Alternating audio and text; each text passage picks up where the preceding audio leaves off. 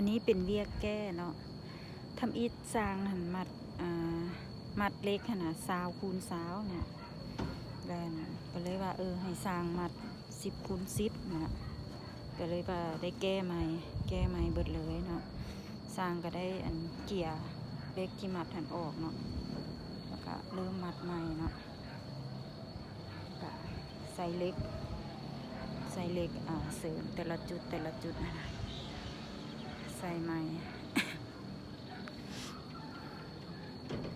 บางเทื่อนะอันนี้ก็อยากฝากถึงสร้างทั้งหลายเนาะ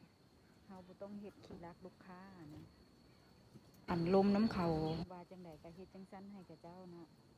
คันเฮาไปเฮ็ดขี้รักแล้วบัด